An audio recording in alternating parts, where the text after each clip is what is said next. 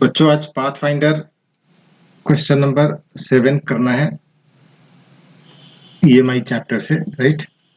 So question एक बार read करो सब। Question number 7, a conducting wire of length L cross sectional area A taut between two fixed grounded metallic supports is vibrating in its fundamental mode with a frequency nu and amplitude small a in presence of uniform magnetic field of induction B pointing normal to the plane of vibration of the string.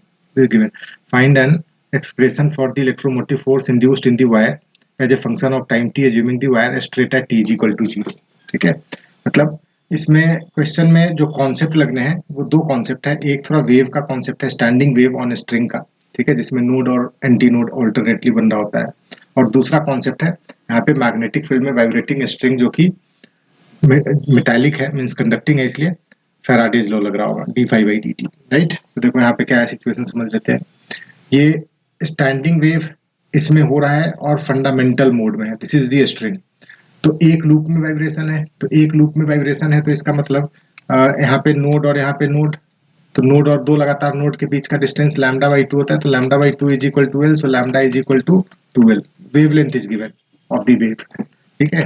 दूसरा, हम अगर इसको x axis late कर ले along the this string, x axis और Y axis इसके perpendicular, then equation of a standing wave standard form में हम यूज कर सकते हैं with the condition that at x is equal to 0, let's say this is x is equal to 0, at x is equal to 0 there is a node and at x is equal to l there is again node, ठीक है। तो x is equal to 0 पे node है तो sign के x आना चाहिए amplitude वाले में, and t is equal to 0 पे मेन पोजीशन पे स्ट्रिंग, तो इसका मतलब साइन ओमेगा t होना चाहिए। सबको पता है स्टैंडिंग वेव का इक्वेशन होता है 2a साइन के x साइन ओमेगा t या cos ओमेगा t, ऐसे कुछ कॉम्बिनेशंस में लेते हैं, है ना।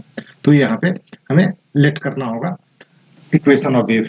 इक्वेशन ऑफ वेव का मतलब equation of string, in fact string particles का लोकेशंस, राइट। फिर इसके बाद एरिया निकाल के d∅dt करने हैं। तो देखो यहाँ पे करते हैं सॉल्यूशन में, ये डायग्राम है। So let's say this is X axis, this point is origin x is equal to 0, ये वाई एक्सिस, ठीक है। So equation of standing wave over this, ये हमने लिखा हुआ है y इज इक्वल टू, ठीक है, a साइन के x। a क्यों? बिकॉज 2a की जगह पे a दिया हुआ है। The amplitude of vibration is a, maximum amplitude जो मिलना है, जो बीच में मिल रहा होगा, वो दिया हुआ है स्मॉल a। तो स्मॉल a साइन के x sine omega T, sine के x क्यों? Because x is equal to 0 पे नोट है। साइन ओमेगा टी क्यों? Because at t is equal to 0 y is equal to 0, because initially straight है ये string, ठीक है। तो ये इक्वेशन हमने लेट कर लिया। इसमें ओमेगा क्या है? तो 2 pi into new into T, सबको पता है 2 पाई इंटू फ्रीक्वेंसी होता है ओमेगा। सो टी नहीं होगा इसमें, एक्चुअली टी नहीं है, 2 पाई इंटू न्यू है, ठीक है। के का वैल्यू कैसे निकालते हैं? सबको पता है के का फॉर्मूला 2 पाई बाई लैम्डा होता है, and lambda is 12 here, because यहाँ से यहाँ तक का जो डिस्टेंस है this is lambda by 2, so lambda by 2 is equal to 12, so lambda is equal to 12। So k दिया हुआ है pi by L and omega is 2 pi nu naught t, ठीक है। तो इसमें हमें इक्वेशन में ओमेगा और के दिया हुआ है, small A is also given, clear. Now किसी भी टाइम टी पे स्ट्रिंग के पॉइंट का अगर हम कोऑर्डिनेट निकालना चाहें x, किसी गिवन x के कोरिस्पोंडिंग y, तो इस इक्वेशन से निकाल सकते हैं, स्टैंडिंग वेव का इक्वेशन है, ठीक है।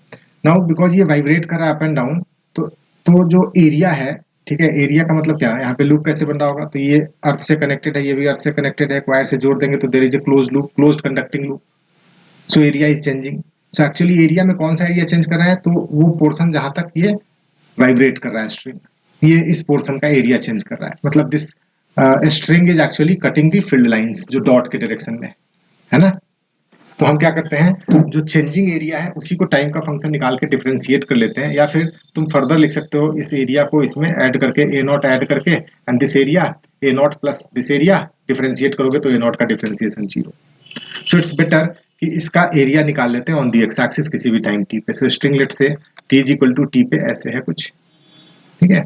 एरिया निकालने के लिए इंटीग्रेशन का हेल्प लेना पड़ेगा, तो हमने यहाँ से x डिस्टेंस पे एक स्ट्रिप लिया हुआ है dx थिकनेस का, इसका एरिया निकाल लेते हैं, तो ये y dx हो जाएगा, इसको इंटीग्रेट करना है ना। तो यहाँ पे देखो area at any time t on x axis, ठीक है, जो स्ट्रिंग बना रहा होगा ड्यूरिंग वाइब्रेशन, y dx का integration, y dx y is this, इसको रख देते हैं यहाँ पे a sin ओमेगा t, बाहर टाइम का जो फंक्शन है साइन के एक्स का इंटीग्रेशन करने हैं, सबको पता है साइन के एक्स का minus cos K X by K, limit from 0 to L to cover this total area, है ना। तो ये इंटीग्रेशन करने के बाद area at any time T आ रहा है 2 small A L sine omega T by pi. ये लिमिट रखने के बाद cos 0 minus cos pi is -1, तो 1 माइनस -1 मतलब 2 ही हो गया, तो ये 2 है। So this is area at any time t. Now अब ईएमएफ इंड्यूस्ड कैसे निकालेंगे? तो EMF induced is equal to d by d t और बी डॉट एरिया, है ना। बी और एरिया एक ही लाइन के अलॉन्ग है, तो बी इंटू एरिया हो गया। डिफ्रेंशिएट करना है, बी इज कांस्टेंट, तो इसी टाइम का फंक्शन इस साइन ओमेगा टी का डिफ्रेंशिएशन करना होगा। सो साइन ओमेगा टी का omega cos omega T. So this is answer. अब इसमें ओमेगा की जगह पे रख लेते हैं 2 पाई इंटू न्यू, ठीक है। यहाँ पे भी ओमेगा की जगह पे 2 पाई इंटू न्यू, तो ये हमारा फाइनली आंसर आ रहा है 4 AL nu B cos 2 pi nu t. Okay.